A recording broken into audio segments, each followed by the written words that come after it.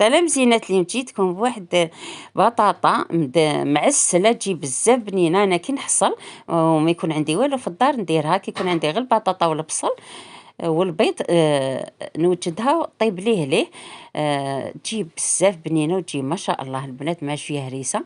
كما كنت تشوفوا أنا بعد ما تبلت البصل وأنا نحبو حتى لازم يتكرمل باش يطلق لكم هذيك البنة. رميت 2 مكعبات طرشيل حمر، أنا دايما نطيبو نحطو في الكونجيلاتور، ولا ما عندكمش البنات ديروا حبيبة صغيرة تاع الطوماطيش سكرفجوها.